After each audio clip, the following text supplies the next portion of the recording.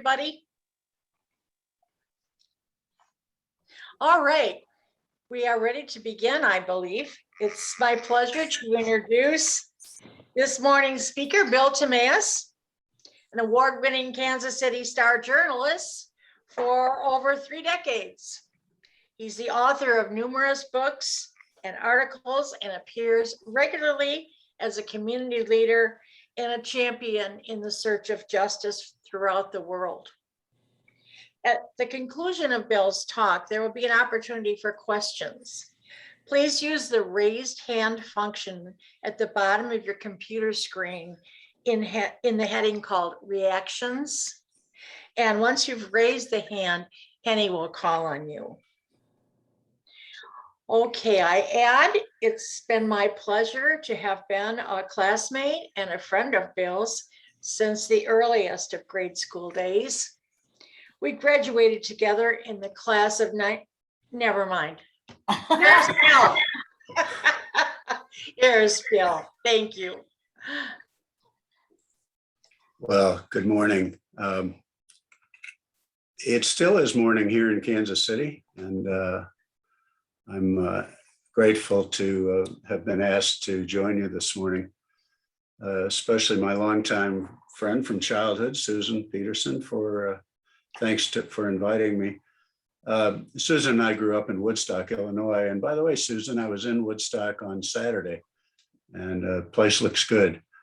And I based one of my books in Woodstock. You can hunt it up on Amazon and have Susan explain to you what I might have meant. Maybe she could explain it to me too. Susan made up a title for this talk. She called it The Future of Journalism.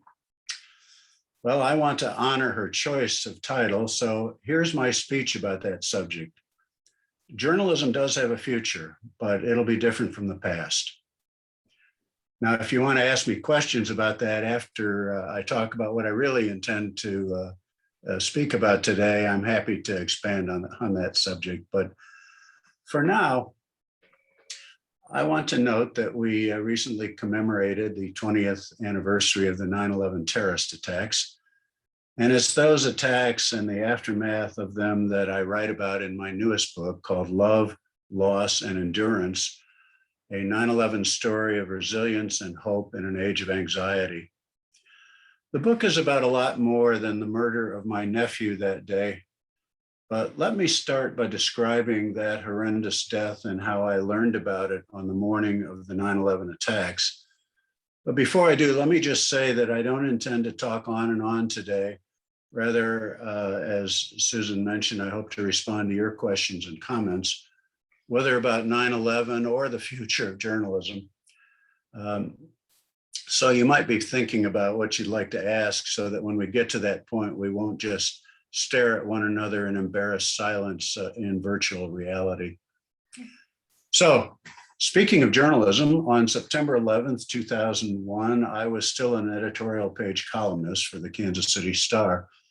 And it was my habit to arrive at the desk in my cubicle shortly after 7 a.m. each day. I had a little 13-inch TV on my desk that was often on, but with the sound muted. I'd usually tune into CNBC first thing when I arrived, just to see what the stock market was going to do that day. Before long, that Tuesday morning, I noticed that something unusual was happening on the screen. So I listened with my earplug for a minute, and then I flipped over to CNN to see what else I could learn. When the shape of things became clearer to Star editors that day, they decided for the first time to publish the first extra edition of the Star since I had started working there in September of 1970. And they asked me to write the lead commentary piece for that edition, which meant that I had about an hour and a half to cobble together 800 or 850 words that would try to say something intelligent to our readers about this madness. Well, just before I started writing the column, I punched some buttons on my desk phone to prevent it from ringing and interrupting me. And by doing that, I forwarded my calls to our editorial page secretary, Trudy Hurley. Unless it's my wife, I told her, just please take messages for me until I finish this. voicemail at the Star and the Star's phone system was in the future. Well, I was about 2/3 of the way through writing that column when Trudy slipped into my cubicle, put a hand gently on my shoulder, and said, almost in a whisper, "It's your wife. She really needs to talk to you." Well, Marcia got on the phone and said simply, "Have you read your sister's email?" I had not. "Please read it," she said, and was gone. Although that sounds like a simple assignment, the terribly out-of-date technology then available to us in the Star newsroom meant that I had to log out of a separate word composition program and log into Windows 3.0, as I recall, which had already been succeeded by Windows 3.1 in 1992 and by Windows 95 in 95, and thus was years behind the update curve. It was a maddeningly slow process on this day, and it seemed both morose and glacial to someone on deadline. When I finally got my email system opened, I found a note from my sister, Barbara Fife, with this subject line, "Very bad news." It simply said that what she and her husband, Jim, could tell from their home in North Carolina, their son, my nephew, Carlton Douglas By Fife, who lived in the Boston suburb of Brookline, was a passenger on the first plane, American Flight 11, to crash into the World Trade Center. Well, that disastrous possibility had not yet been confirmed, but everything pointed to it being true, as it turned out to be. My heart fractured into a million serrated pieces, and Carlton and I, after all, had developed an especially close relationship. When Carlton died, he was 31 years old, married, and the father of a 19-month-old boy. The Sunday before he left Boston on that Tuesday to fly to California for a business meeting, he was a bond analyst for John Hancock. His wife, Haven, had told him that she was pregnant again. That baby, Parker, was born in May of '02, and of course, never had a chance to meet his father. Well, that same Sunday, September 9th, I got an email from Carlton with a picture of his son, Jackson, sitting in a bucket on the beach. I laughed, and 2 days later, I cried. The question is, why did Carlton die?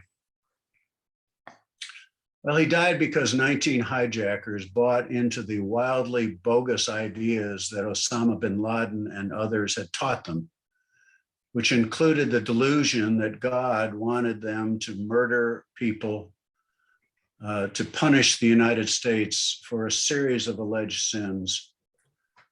Bin Laden and his followers claimed to be Muslims, but their curdled theology had twisted Islam beyond recognition, in much the same way that the Ku Klux Klan and today's current batch of white Christian nationalists bend Christianity into an unrecognizable mess. And that too is what I write about in this new book through a series of short interludes, as well as a longer chapter on the theological roots of extremism.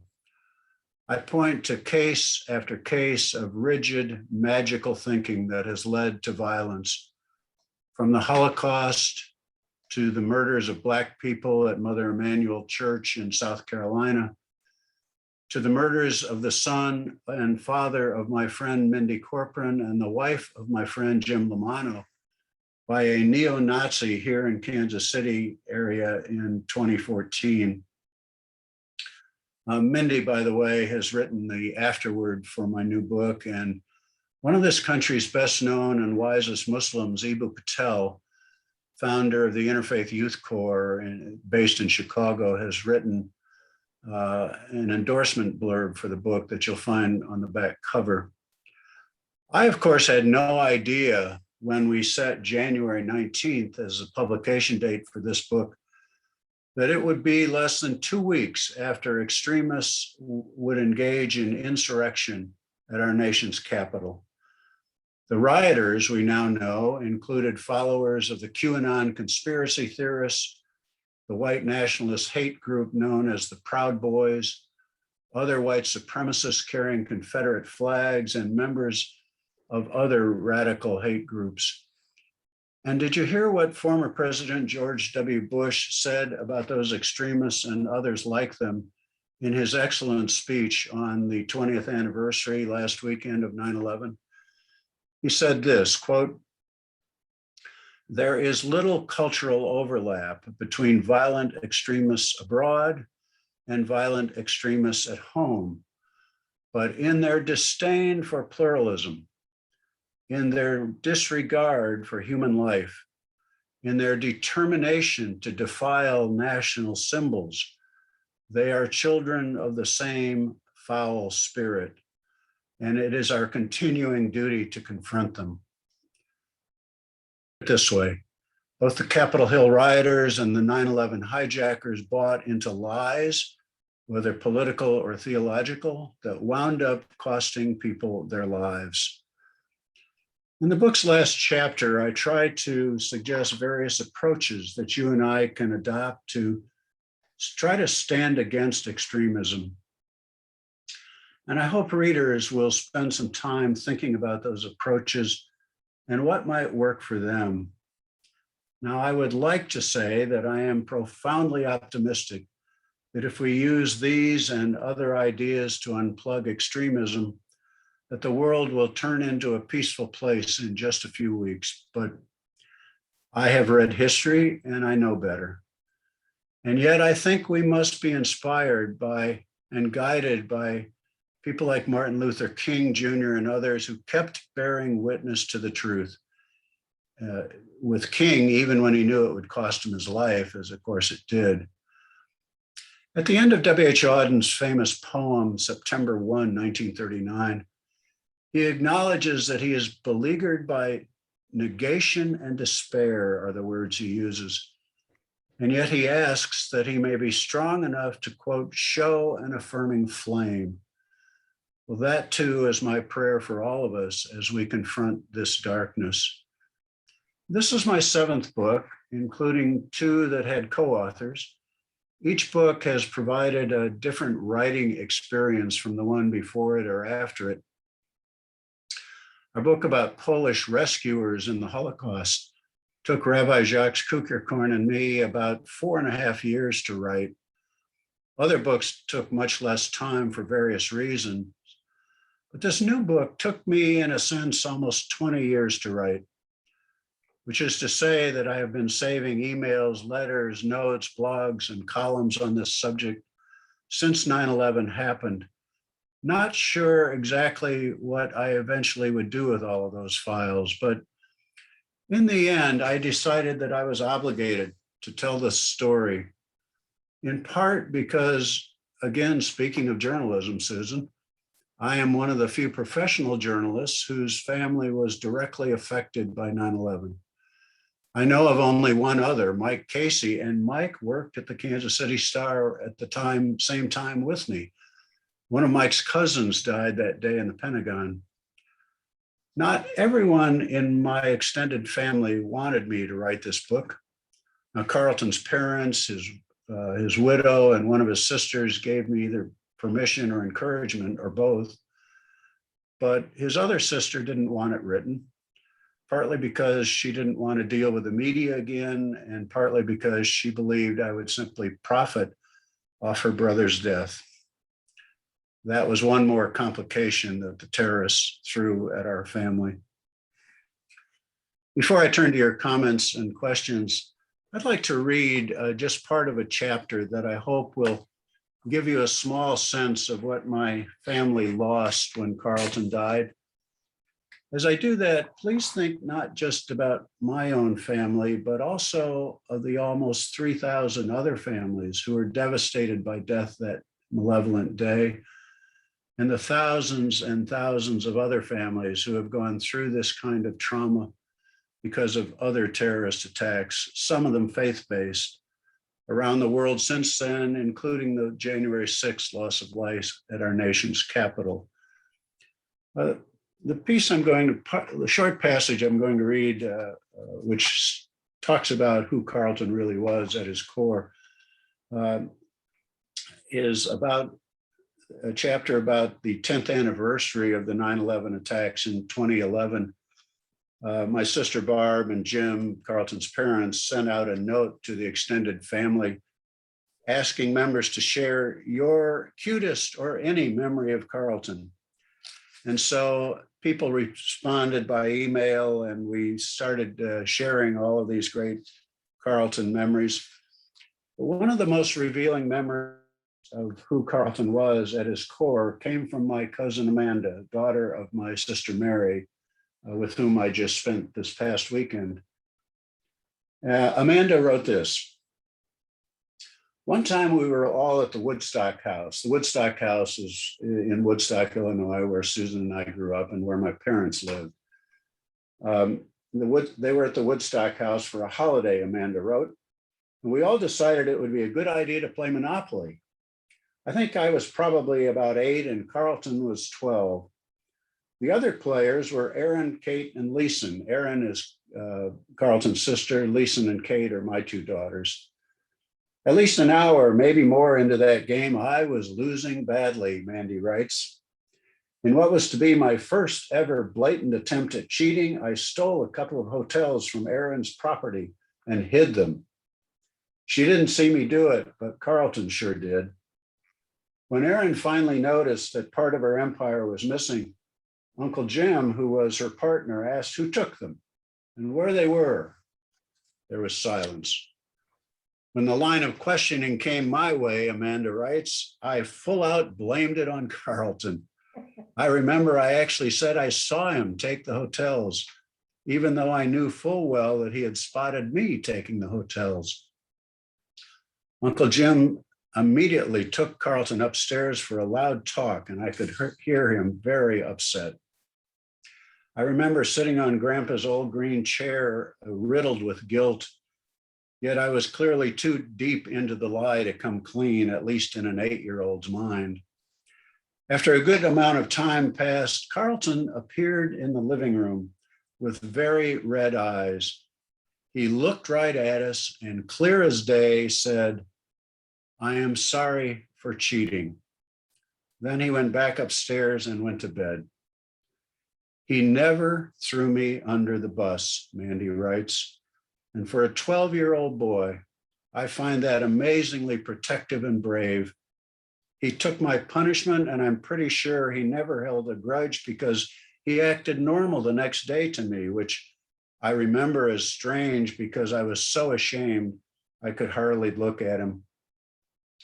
Anyway, Amanda writes, as we got older and fantastically sarcastic, I always asked Carlton if he wanted to play Monopoly with me. And he always said, with you, hell no, no way. And by the way, she writes, I think I never came clean to Jim about the fact that it was me cheating. I know I'm in for it now. Well, it turned out that Amanda was not in for it at all because Jim replied, holy crap, I have not a single memory of that incident. Who the hell was I, the enforcer or something? Did I break his kneecaps too? To which Mandy responded, glad you don't remember. I've been sweating this one out for 30 years.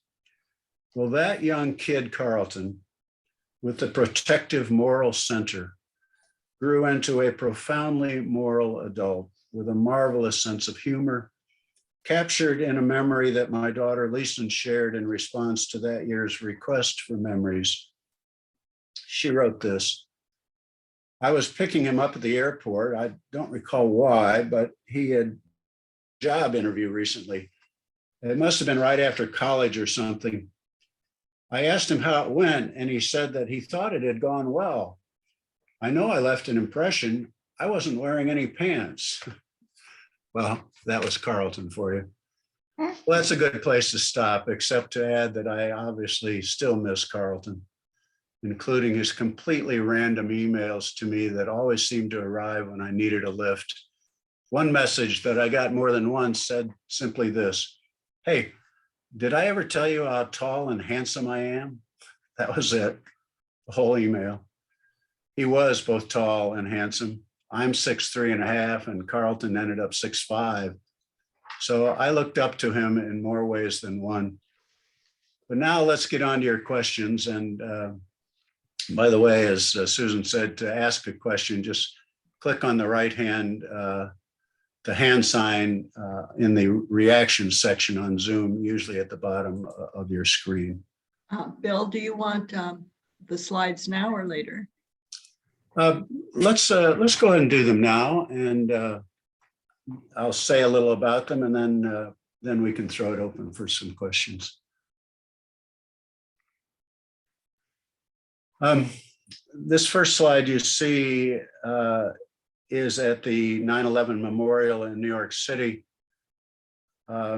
It shows Carlton's name, and you see a white rose on it. The rose is put on people's names on their birthdays there.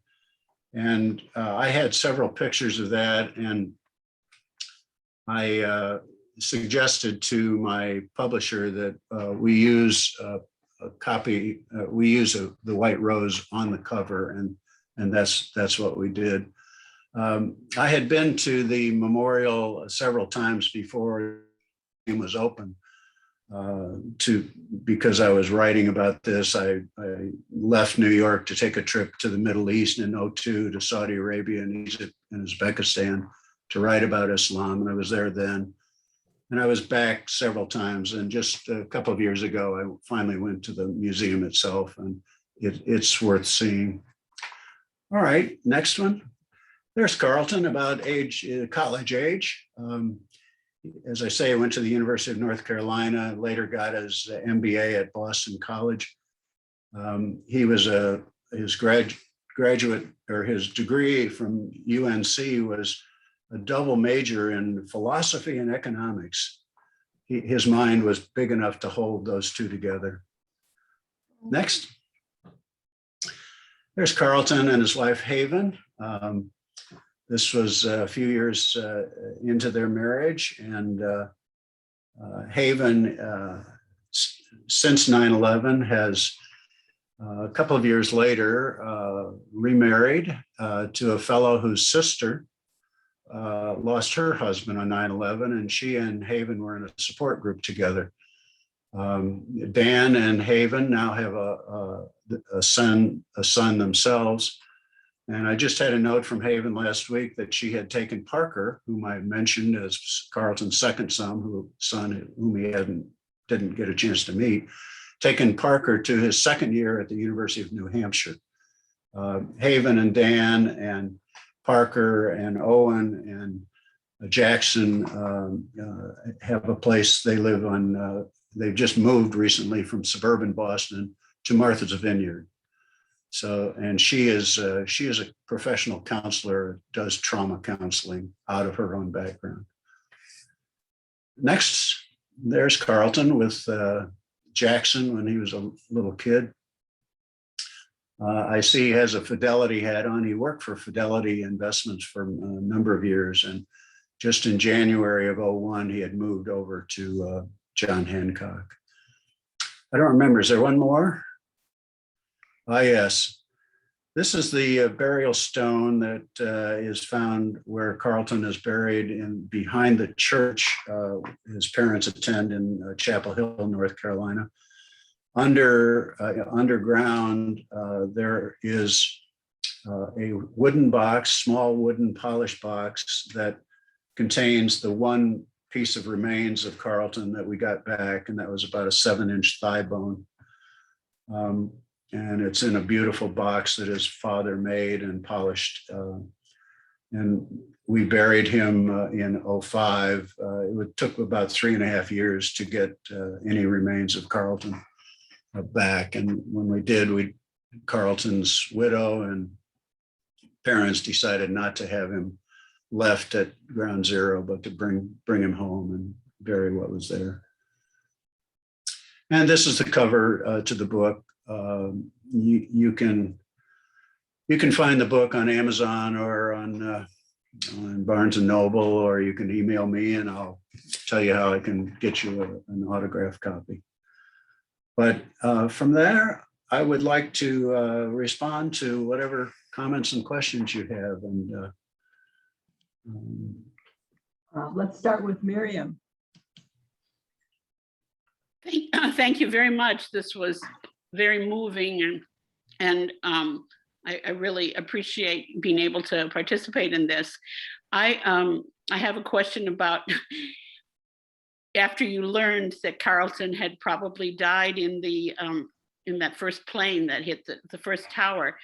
I'm wondering how that was enfolded, if it was into that column that you had to write, those 800 words you had to write in the next hour or so. Yeah, actually, that's a good question. And I did, in fact, include the information in the column. I said that as I was writing this, I learned that Carlton, my nephew, may well have been in that on the first plane.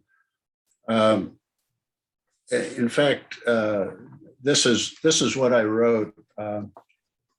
I said, first of all, I said, let's remember who we are. Let's not give in to blind and widespread hatred. Rather, let us hold accountable those who rained havoc on us. Let us bind our wounds, mourn with those who mourn, comfort those whose losses were terrifying, shocking, and irreplaceable. That will not be easy, but it is what we all must do, including me. As I was hurriedly writing this piece, I learned from one of my sisters that her only son may have been on the hijacked flight from Boston that crashed into the World Trade Center.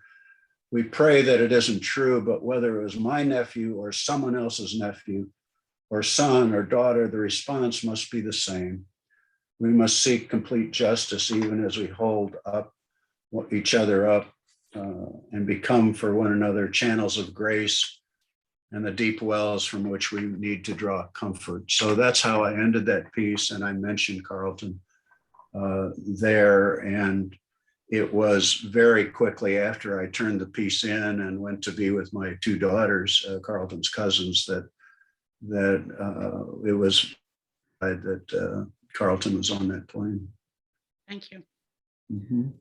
Judy Willoughby, or I'm not sure which Judy. Yes, Judy Willoughby, you have your hand up. And Judy, you're muted.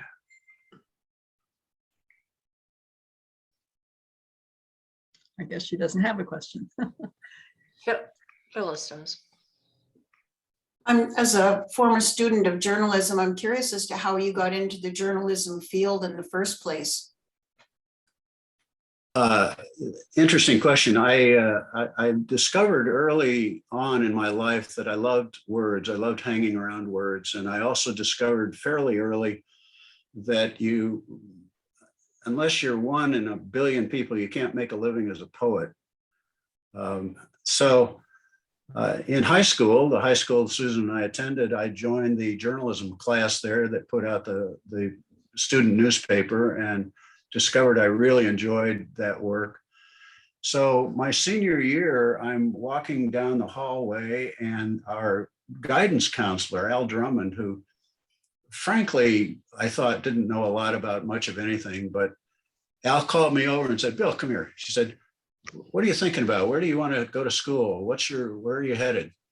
And I said, well, I want to go to journalism school somewhere. And he said, Missouri. I said, Missouri? And he said, yeah, it's the oldest and best J school in the country. Well, how Al Drummond knew that, I have no idea, but he was right. And I looked into it and told my parents I wanted to check out Missouri. Both my parents were University of Illinois grads, and of course they wanted me to go there. And I said, after I investigated Missouri, I said, no, I'm going to go to Mizzou. So that's how I wandered into that. And when I graduated while I was in school, I did an internship at the St. Louis Post-Dispatch. And when I graduated, I worked on the afternoon paper in Rochester, New York for a little over 3 years before I came to the Star. And today actually marks the 51st anniversary of my first day at the Star. So I was full-time at the Star for most of 40 years, and I still do an occasional freelance piece for them, but I'm formally retired from the Star, although I write for others these days. Deb Melton. Go ahead and unmute yourself, Deb. takes me a minute to do that, but thank you. Bill, I just, your talk was very moving. And what I want to ask you about are your knowledge or your feelings or your perspective on extremism. And you know, I appreciated your remarks at the beginning about the 9/11 hijackers who were duped is the word that I would use, into believing that, you know, we have to jihad and all that stuff. But what concerns me most is the movement in our own country today, which seems to be following the same path. How do you think these things get started? This is a big question. and you know, what can those of us who are concerned with this do to stop it in our own country? Yeah, excellent question, Deb. Let me say, first of all, that the last chapter in the book is devoted to ideas for what we can do. I list 8 different strategies that we might think about adopting, and I really hope that some of you will look at that. But and let me also say that in some ways this is a follow-up book to my previous book that I called The Value of Doubt. And the subtitle of that is Why Unanswered Questions, Not Unquestioned Answers, Will Build Faith. And in that book, I argued that unless you are part of a faith community that will allow you to ask the really difficult questions of faith, including the theodicy question, which says, if God is just and merciful and all loving, why is there suffering and evil in the world? That's the open wound of religion. There is no exhaustive answer to that. But we have to be able to ask that question. We have to be able to talk about that. And when we become so certain of things, we have no space left to hear other voices. And the opposite of faith is not doubt. The opposite of faith is false certitude. And people who are unwilling to recognize the need for doubt, the need to ask hard questions, the need for ambiguity and uncertainty, are drawn to black and white monochromatic answers. And I think we need to challenge that wherever we see it, but challenge it in a way that recognizes the humanity in the person with whom we are disagreeing. I often see people dismiss people that they disagree with as, oh, that person's just human garbage, or that's subhuman. And when we begin to talk that way, what we do is lower ourselves to the level of the terrorists and others who speak that way. It was that kind of language that was behind the Holocaust, for heaven's sakes. So we have to listen to people who disagree with us, and when we hear things that we know are wrong or we think are wrong, one way to do that is not to say, well, you dummy, nobody believes that, but rather, help me understand how you got to that position. And when the person then begins to explain that, interrupt and say, wait a minute, you just said this, I need to know how you got there. And one of the things that does is it respects the other person's humanity. The person recognizes that you care enough to want to know, and it challenges that person to think through, how did I come to this position?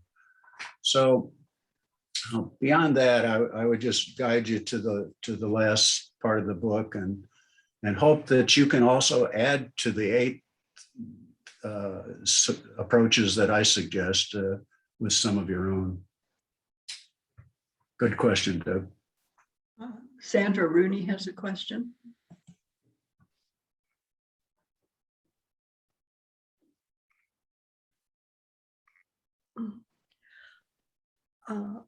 I'd be interested in your take on the way journalists are dealing with and reporting about the extremists today.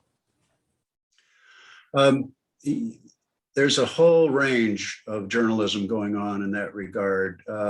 Among the best people that I know who is covering domestic terrorism, and by the way, it seems to me that we are much more in danger from domestic terrorism today than from international terrorism. But one of the best people who's covering that is my colleague, former colleague, Judy Thomas at the Kansas City Star. And she regularly writes about extremist groups and how law enforcement and intelligence groups are dealing with them. But often, I don't know if I'll say often, but too often, the journalism that gets focused on extremism does a quick hit and moves on without any depth of understanding. That's much truer of TV and than it is of print media, newspapers. But the problem with, and we'll get to Susan's question here a little bit, the problem of journalism today in many ways is that anybody can be a journalist. All you have to do is start your own blog, and you can have a voice out there. And there are a lot of people with no professional experience that try to pass along information and try to stir up people. And so journalism ranges all over the lot, and you have to be a discerning consumer of journalism. You have to know whom to trust. Someone in the chat just mentioned Leonard Pitts, an excellent journalist. And recently, a couple of years ago, we, in the National Society of Newspaper Columnists, we named Leonard a Lifetime Achievement winner. And now Leonard is an opinion journalist, and a smart reader or a smart consumer of journalism will always recognize the difference between straight news, so to speak, and analysis and opinion. And what astonishes me often is that people don't recognize that difference, and they will call you biased. And I said, well, look, I write opinion journalism. That's what I do. And when I was a reporter, I wrote regular, straight reporting that should have no opinion of mine in it, whatever. But as a consumer of journalism, I just suggest that we all need to be very careful and discerning about what we read. And if you're only getting your news from one source, you're not getting a good, clear picture. You need a number of sources, and some that challenge each other. So that's why instead of just watching MSNBC, you also ought to watch Fox News once in a while. Instead of just watching Fox News, you also ought to check out CNN. Instead of just those, you also ought to pay attention to your local broadcast outfits and read your local paper and read a magazine that covers your area, read a national magazine, and on and on. There are lots of ways to stay well informed, but it's up to you all to do it. Deb Melton? Yeah, and along those lines of local reporting, just over the weekend, I attended a talk here in Green Valley about militia groups throughout the country. But the speaker talked about some of these Christian nationalist militia groups that are operating right here in southern Arizona. I'm wondering, I don't see any reporting about that in our local news. And Bill, I'm not sure where you live. Maybe you're still in the Kansas City area, but Yes, I'm in Kansas City, Missouri.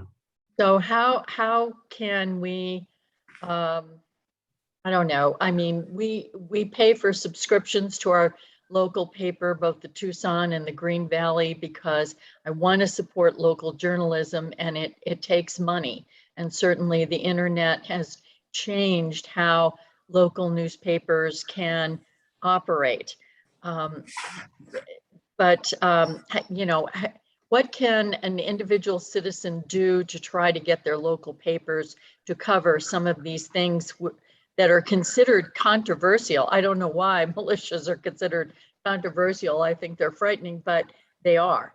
And many times it seems to me that people are reluctant to shine a light on these things for fear of putting themselves in jeopardy. So I'm not Yeah. sure how to answer this question, but if you could speak a little bit about that, perhaps. Yeah. First of all, recognize that you as a reader, as a subscriber to a paper, have a voice at that paper. You can contact people who write the reporters directly, and especially a reporter who may be covering law enforcement, who may be covering religion, who may be covering something that touches on this, and suggest, look, I know there's stuff going on in this area that has to do with extremism, that has to do with militias, illegal militias perhaps, and suggest some coverage there. If you know of where and when some event about that subject is happening, call them up and say, I wish you would cover this event. Good journalists listen to their subscribers, and it may well be that they don't have enough staff to fully investigate all of this, and yet there are ways to keep it in the public view. Letters to the editor, for heaven's sakes, in the paper can raise the issue. You can, if there's a faith community that wants to get together and have a scholar come in from a local university and talk about this, you can ask the local editor to cover it. There are just a number of ways, and I think you can brainstorm there how best to do it. The one journalist I knew in Tucson was my close friend, Art Rothstein, who was the AP bureau chief there. And I lost Art to COVID last year and attended his funeral via Zoom. Sad thing to do, but anyway, there are good journalists in your area, and they just have to be encouraged to recognize that you care about this as a reader. Thanks.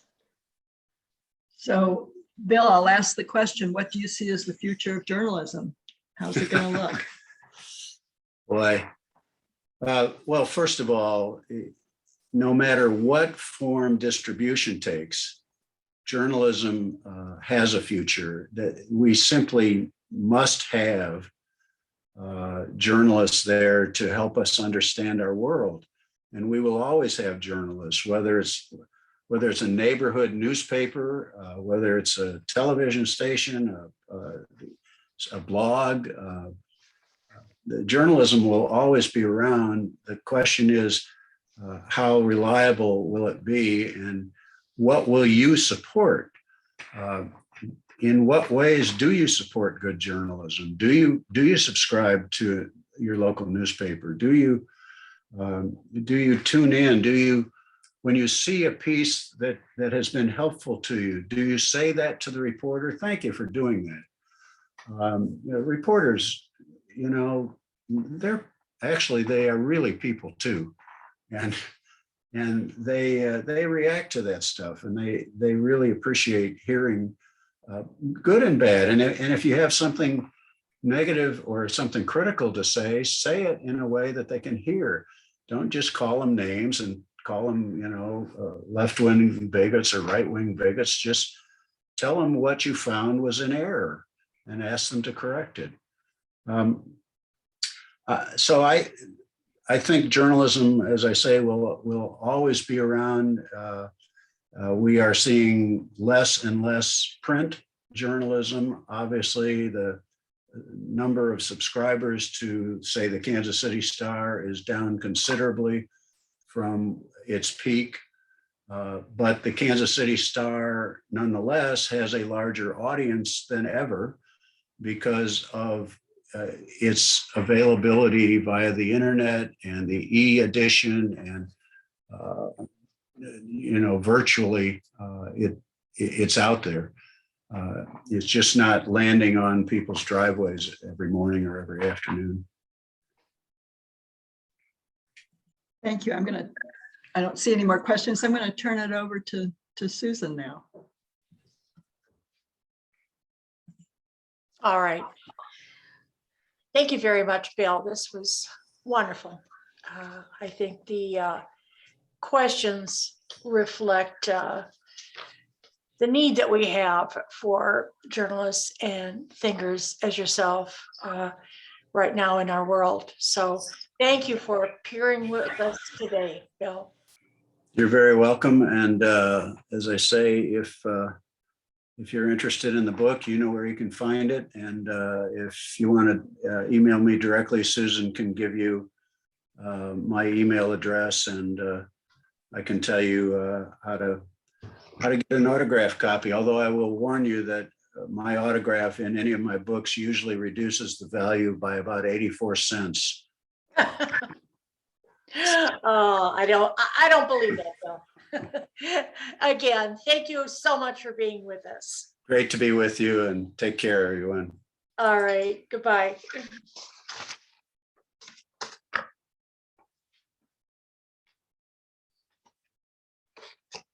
All right. We're about to begin the general meeting, and as we do that, we'll keep in mind our AAUW mission to advance general equity for women and girls through research, education, and advocacy. I hope and think you probably enjoyed today's program and look forward to the next 8 of our programs that the planning committee has arranged for us. The specifics are in the September issue of the Valley View, which I hope you've all read because it's full of wonderful information about us. And in light of not taking time to describe all those programs coming up, I again direct you to the Valley View.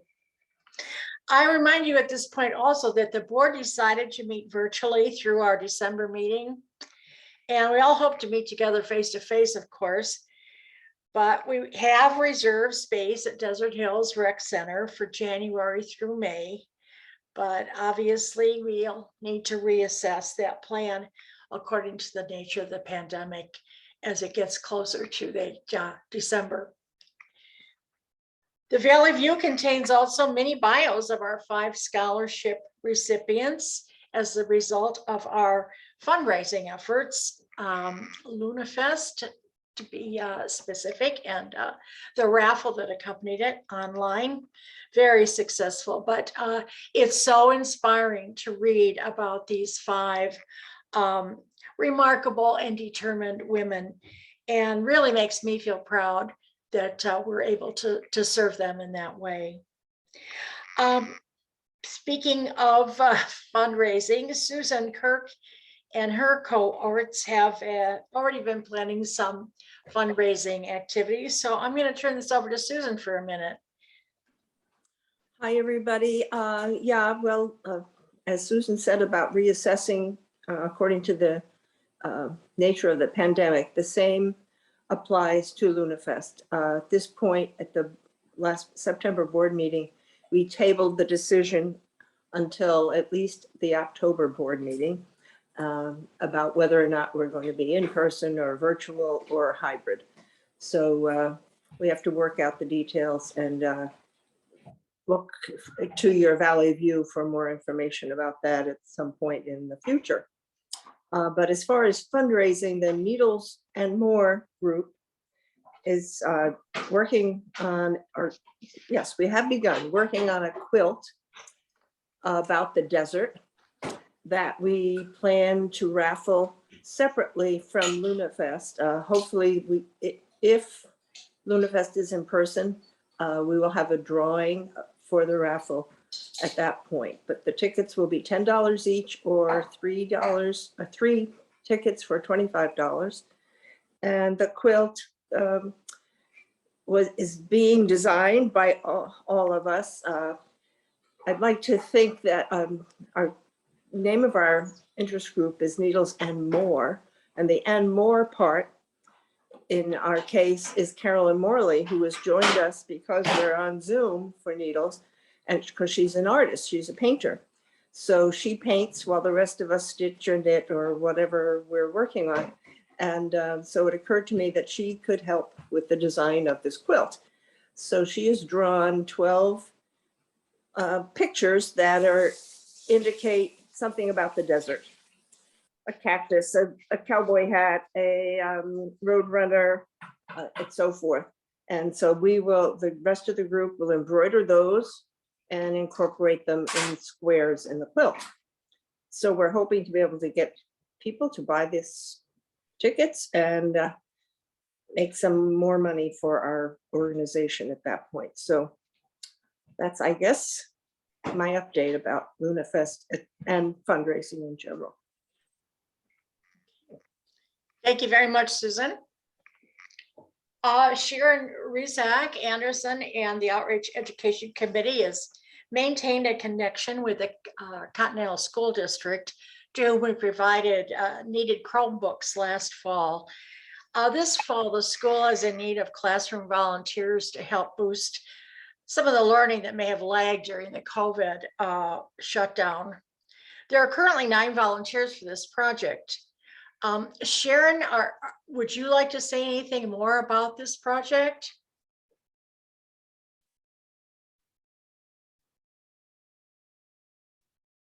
I guess that's a no. All right, but at any rate, I know that more volunteers would be readily accepted, and please contact Sharon if you've got an interest in this project. And those of you who have been have been or wish to be involved with the St. Andrews Lunch Program, we'll be happy to know that the program will be resuming in one way or another in November. And please contact Kraylin if you're interested in that, because she's going to be our leader for that particular program. Interest groups are up: sewing, reading, eating, and painting, and so on. Phyllis reminds us that special interest group opportunities are available. If you'd like to join a group or even start a new or different group, please contact Phyllis. And before we adjourn, I want to recognize new board members, Mary Ann Westhead, Jerry Peterson, and Polly Daly. Thank you for your service, ladies. And we look forward to the next general meeting on October 19th, when we'll hear from our legislators, Roxana Galbardon, Andrea D'Alessandro, and Daniel Hernandez. Politics and governmental issues are red hot right now, so you want to be sure and join us for this session. I would ask if there are any comments among the membership or questions. All right, hearing none. Thanks to all of you. Stay safe and stay well, and we'll see you on October 19th. The meeting is adjourned.